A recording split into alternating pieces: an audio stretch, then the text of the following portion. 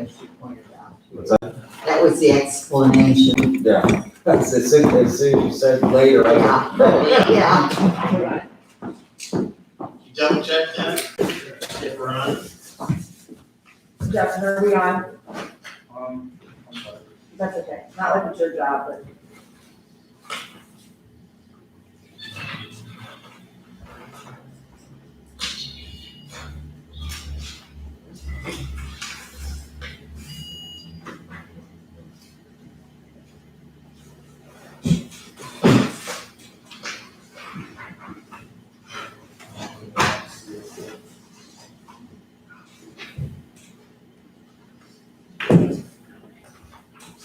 We got an hour to be home, but we still got about an hour. That's what I said, the governor might be mad. Are you on? Yes, sir. Your recorder on? Okay, we are back in session at 8:52. Okay, we'll go into our committee reports. We have citizens that. Oh, okay. Citizens addressing council, we do have one? Two. Two, all right. The first one's from Amber Mendak, 1058 West Tusk Avenue, Barberton. I am writing to you today because I have been witnessing a failure. A failure to do what people want and a failure to uphold the Constitution of the United States. We the people do not want to be forced to have only 6 people in our own home, when we the people don't want to be forced to wear masks. We the people are sick of it. If you are at risk or fearful, stay home, wear a mask. Take the CDC warning that's okay for you. But me, just like most are done and will not be being forced to stay home, to wear masks, to lock down and ruin our jobs and business any longer. This is the land of the free because of the brave. And to be brave, you have to stand up and not sit down and let your rights be thrown out the window. So here we are standing up. Okay. And the second one is from the Marvin Building, Local 265. Council members, as members of the building department staff, we respectfully request that you give strong consideration towards the legislation being presented to you tonight at by the city administration. The Marvin Building Department staff is composed of dedicated, hardworking individuals that have strong ties to government. We care about this town and we want to thrive, grow, and become once again a town where the residents take pride. Many council members have stated they wish we did not have to raise properties that have become decapitated. Yeah, that's it. With another inspector and clerk, we can be more proactive regarding the property maintenance of the city and hopefully avoid raising these structures. Unfortunately, we can't have only one inspector for the entire city. As part of our growing responsibilities, we have made many strides in improving our city. Below are some of the statistics from 2019 and 2020. This is what we have accomplished with existing staff and with a lot of our time spent conducting clerical duties. With that being said, we still have a very long way to go in order to make Barberton better. This is where we need your help. With all that we have accomplished, we still have a lot more work ahead of us. The administration has met with us and we have discussed how much more efficient we could be with use of tablets out in the field. Also, with added support, we can cover more ground and take on our assigned areas of town. With lack of funding always being a concern, increasing fees and penalties appears to be a fair method to recover some of these expenses. As a department, we also like to voice that we are also always willing and available to meet with council to answer questions or listen to concerns. We encourage members to spend time with us on the job to help build an understanding of the struggles the city faces, as well as the building department. In closing, we strongly urge you to support the proposed legislation in order to help us enforce city codes and improve our neighborhoods. We all should be working as a team and are only as strong as the resources made available to us. In 2019, grass weed violations were 275. All other violations, 481. All building permits, 1,337. Zoning and engineering permits, 288, and contractor registration, 110. In 2020 through 11/23/2020, the grass weeds violation is 391. All other violations, 271, and that's with COVID-19. All building permits, 1,395. zoning, engineering permits 252, and contractor registration 109, respectively, Harding Village, Local 265. Thank you. Okay, now we'll go into the committee reports. We'll start out with planning, annexation, and codes, with Mrs. Angela. Thank you, Mr. President. Planning, Annexation, and Codes met this evening at 6:11 PM. All members were present, all council members were present, and guests as noted. Topics of discussion, we had legislation requests, a draft ordinance titled Amending Barberton Codified Ordinances, Chapter 670, Trees, Weeds, and Grass, Chapter 1422, Registration in General, Chapter 1444, Permits and Fees. Amending section 670.02, removal of weeds by owner or occupant, 5 days notice. Section 1422.04, registration fees, insurance, and section 1444.15, general permit fees. Because this was a late piece of legislation, we invoked Rule 702 to suspend Rule 302. This is an increase per the chapter 670, trees and weeds. That's, these are all proposals of an increase per hour per person for riding equipment, for handling or for using handheld equipment, and for property administration and processing fee. And a new piece, a new section E that was put in for $100 for each piece of equipment. General permits fee, 1444.15, that's electrical inspection, re-ingenize, $50. Presently, that is $30. So that's proposal of increase of $20. 1422.04 registration fees, that's insurance for HVAC initial, HVAC for renewal, sewer layer initial, sewer layer renewal, and section E, which is an additional section, it's a late fee after March 31st.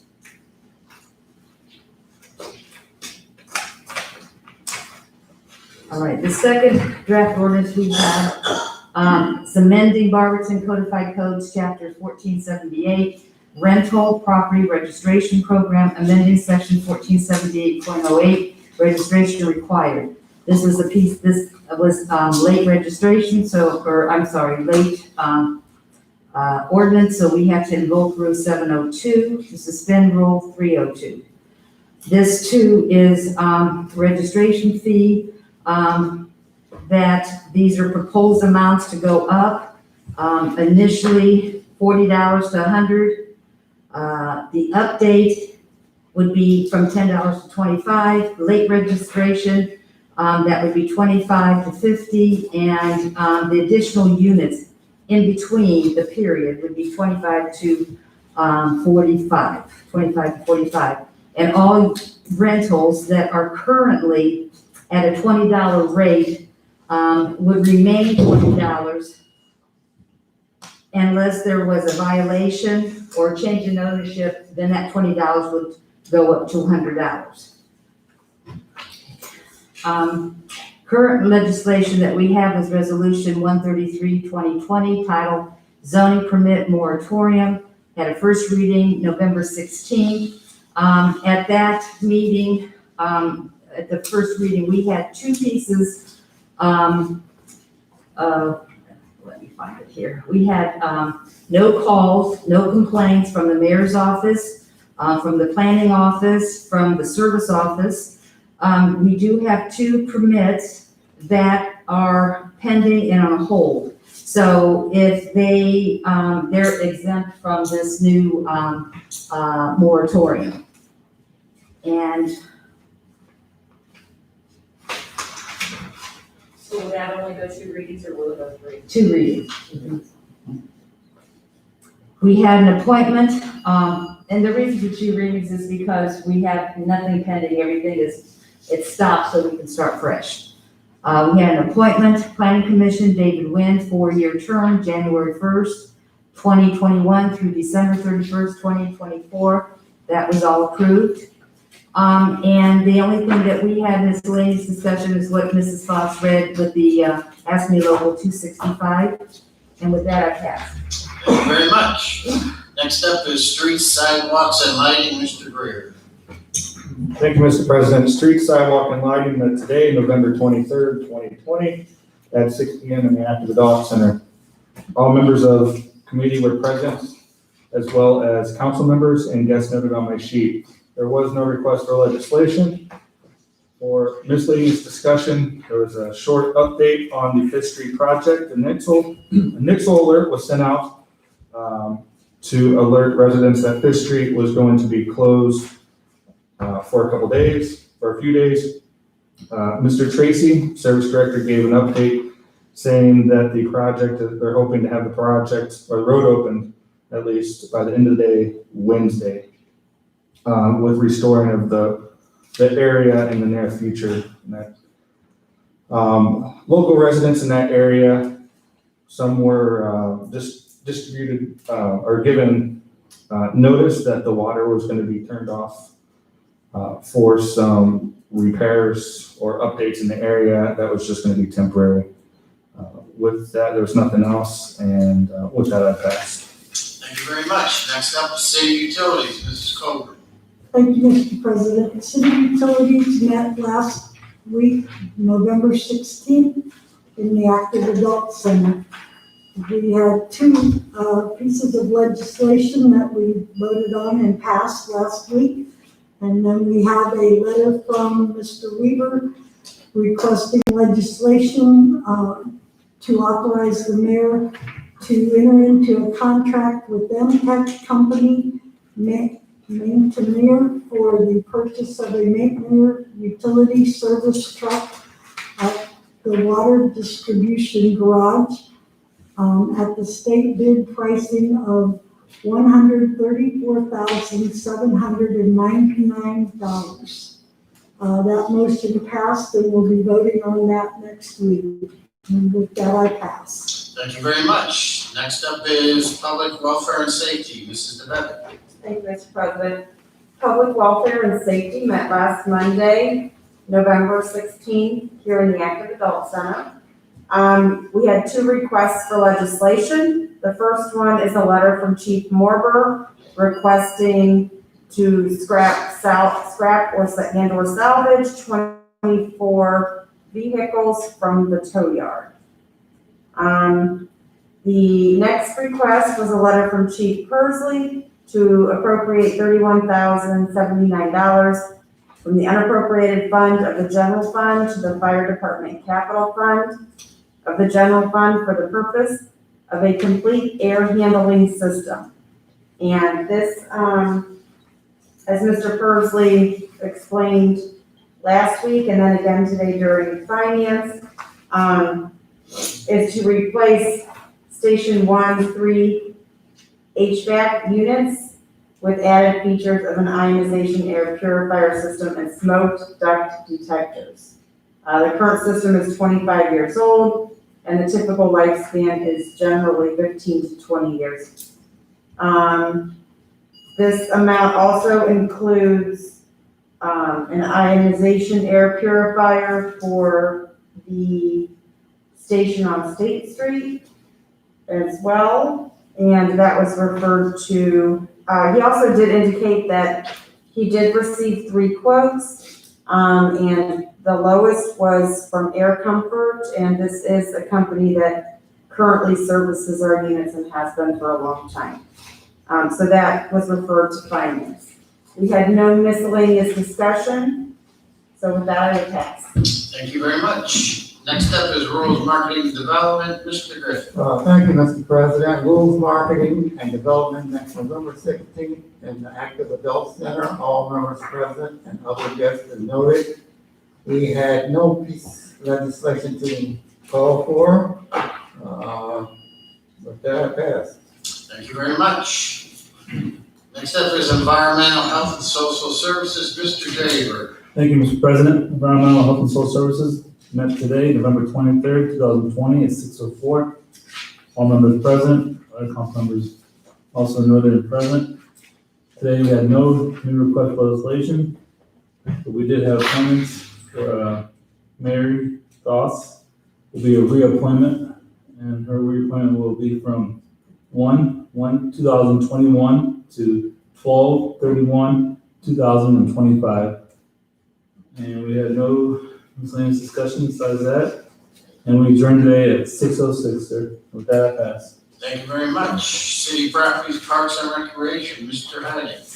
Thank you, Mr. President. City Properties, Parks and Recreation met November 16th, 2020, 6 PM at the Active Adult Center. All members were present, council was present, and all members noted. We had no new requests for legislation. Miscellaneous discussion was the Christmas lights will be turning on this weekend of Thanksgiving. They'll be from Sunday through Thursday, 5 to 9 PM, Friday, Saturday, and holidays, 5 to 10 PM. And with that, I pass. Thank you very much. Finance Personnel, Mrs. Fry. Thank you, Mr. President. The Finance and Personnel Committee met tonight, and the meeting started at 7:21. All members of the committee were present, as well as all council persons and guests as noted on my sheet. We had 3 requests for legislation. The first was the draft ordinance appropriation fire department, and this is an appropriation in the amount of $31,079. And Mrs. DeBevick just explained this entire purchase during her report, so I don't think there's any need for me to go over it again. But it's for new units for air conditioning and air handling units for the main fire station and an ionization unit for the State Street Fire Department. The second piece of legislation was a draft ordinance titled amending ordinance number 175, 1995, Emergency Reserve Fund for Public Facilities and Programs. This is to increase the maximum amount allowed in the Emergency Reserve Fund to $2 million. Currently, it is at $1 million. The third piece of legislation was a draft ordinance titled Appropriation Law Department, appropriating $23,000 from the unappropriated item of the general fund to the law department's operating budget of the general fund. Mrs. Miller explained what these amounts were for and why the appropriation is taking place. We had, in miscellaneous discussion, Mr. Flaker mentioned that the welcome letters from RITA, the Regional Income Tax Company, which will be replacing our current income tax collecting system, will go out on December 3rd, so they will be received by residents between the 5th and the 7th of December. And he also told us that he has updated income tax figures from CCA, and he will update us on that information very shortly. We adjourned at 7:56. With that, I pass. Thank you. Mr. Mayor. Thank you, Mr. President. A lot of information tonight. I appreciate everyone's patience. A lot of need in the community, a lot of different things going on. It's going to be a very interesting year next year as we move forward from a financial perspective and just a process program perspective. So your input is very valuable. Real quick, kicked off the non-perishable food items and toiletry collection. Collection points are at YMCA, the city building, Salvation Army, or Backup. Cash or money can be directly sent to Backup and Salvation Army, which are the 2 beneficiaries of the collection of food items and toiletries. It goes from now through the end of January. Saturday, December 5th, I'll have open office hours here. All mandates and rules will be strictly enforced. It'll be from 9 a.m. to 11 a.m. No health board meeting this week for the month. And then just real quick with COVID, in 1 week, the state increase of cases went up almost 58,000 throughout the state of Ohio, new cases. And last week, I sat here and told you it was just over 50,000 the previous week. So over 100,000 new cases in 2 weeks. Throughout the state, 278 new deaths this past week. I understand people are upset or tired of wearing masks, following mandates and doing things. Whether you agree with it, don't agree with it, believe it, don't believe it, everyone's trying to do the best they can to keep everyone safe. And these numbers are staggering. We're continuing to make this a priority so we can keep our employees, our residents, and visitors to the city as safe as possible. So I wanted to pass that along, those numbers. I'm going to continue to do that as they come in.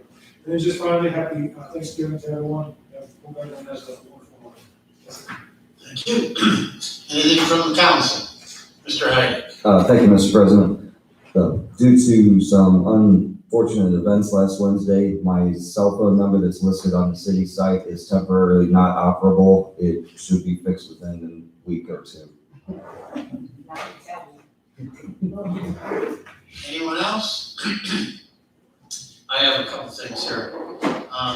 You were all emailed about your eligibility for life insurance, and you need to complete that. It's supposed to be in by last Friday, and only 2 out of 9 did it, so we need to get in gearing on that. You never know when your loved ones might need it, so. We need to do it tonight, if you can, if not tomorrow, because they have the right to transfer you guys off. Okay, you hear that? You have to do that every year? Yes. Okay. But I think that. Right. It's real easy to, Right, yeah, I didn't think that you would have been there. Takes a second. Do you, and you have life insurance. And, anything else I have is happy Thanksgiving.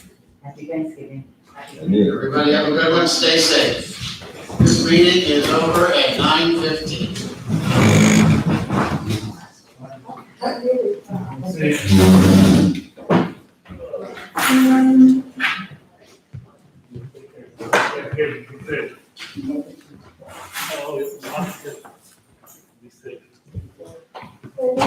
yeah, that's so cool. Computer to take care of that. Okay. Oh, yeah. The phone number